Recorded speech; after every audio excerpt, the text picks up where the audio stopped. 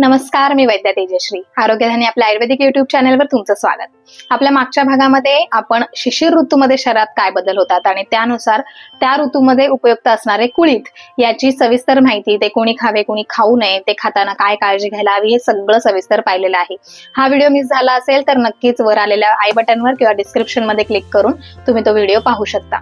आता आजच्या भागामध्ये या कुळथापासून एक पारंपरिक रेसिपी आपण बघणार आहोत. तर ती जी रेसिपी आहे म्हणजे कुळथाचं माडगं आपल्याला सगळ्यांना माहित आहे, किंवा कुळथाचं सूप, किंवा फेमस अशी कुळथाची पिठी, कुळथाची उसळ हे आपल्याला माहित आहे. त्याच पद्धतीनं एक पारंपरिक पदार्थ आहे तो म्हणजे कुळथाच्या शेंगोळ्या. तर बऱ्याच जणांना तुमच्यामध्ये माहित असतील आणि तुम्ही खातही असाल. तर ज्यांना माहित नाहीये त्यांच्यासाठी कुळथाच्या शेंगोळ्या आजच्या भागामध्ये आपण बघणार आहोत. त्यामुळे आजचा भागही शेवटपर्यंत जरूर बघा. या शेंगोळ्यांसाठी अतिशय मोजकं साहित्य लागतं. तर त्यासाठी आपण घेतलाय लसूण थोडा जास्त प्रमाणामध्ये, कोथिंबीर, जिरं, शेंगदाण्याचा कूट आणि लाल तिखट. आता हे जे कुळीथ आहेत ते स्वच्छ करून आपण गिरणीतून दळून आणलेले आहे. हे पीठ जे आहे ते आपण नेहमी इतर धान्य दळतो त्याच पद्धतीनं आहे. अजिबात भाजून वगैरे किंवा भाजणीसारखं त्याचं पीठ आपल्याला नको आहे. आता हे जे इतर साहित्य आहे, शेंगदाण्याचा कूट सोडून इतर साहित्य आपल्याला मिक्सर मधून त्याची पेस्ट करून घ्यायची आहे छान. तुम्हाला आवडत असेल तर तुम्ही इथे हिरवी मिरची देखील वापरू शकता. आता आपण पीठ मळून घेतोय. त्यासाठी इथे पिठामध्ये मीठ टाकलेलं आहे चवीनुसार. त्यानंतर थोडंसं तेल टाकायचं आहे आपल्याला, आणि ही जी पेस्ट आपण करून घेतलेली आहे ती पेस्ट टाकायची आहे. आणि त्यानंतर सगळं छान एकजीव करून आपल्याला हे पीठ मळून घ्यायचं आहे.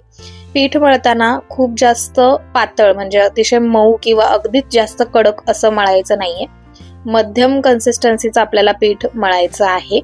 जसं पाणी लागेल तसं थोडं थोडं ऍड करून त्यानंतर हे पीठ मळायचं आहे. थोडंसं चिकट असतं हे पीठ, त्यामुळे तो अंदाज घेऊन त्याप्रमाणे आपल्याला हे पीठ मळून घ्यायचं आहे. शेवटी पुन्हा एकदा थोडासा तेलाचा हात लावून आपण हे पीठ छान मळून घेऊया. आता तुम्हाला इथे हा गोळा बघताना कन्सिस्टन्सी कळत असेल की कशा पद्धतीनं पिठाची कन्सिस्टन्सी आपल्याला हवी आहे. आता हे 10-15 मिनिटासाठी आपण थोडंसं मळून ठेवूया आणि त्याच्यानंतर आपण त्याचे शेंगोळे करायला घेऊया. ही शेंगोळे करण्याची पारंपरिक पद्धत जी आहे खरी, ती हातावर शेंगोळ्या केल्या जातात गावाकडे, आणि ती अतिशय सुरेख असते. छान वाटतं अगदी बघायला त्या शेंगोळ्या.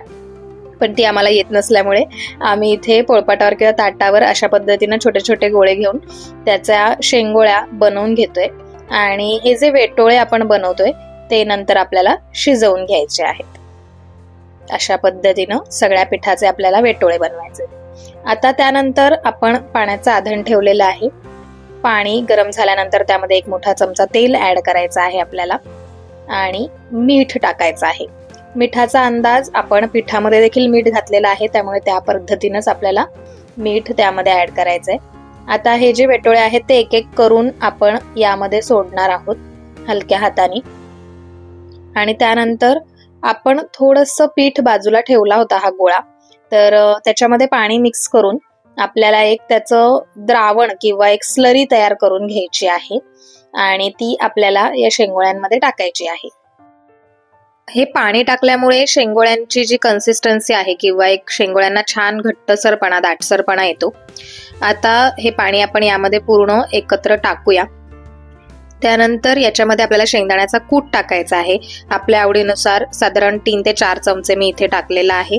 थोडासा जाडसरच वाटलेला असावा, त्यामुळे दाताखाली आल्यावर छान लागतात ते शेंगदाणे.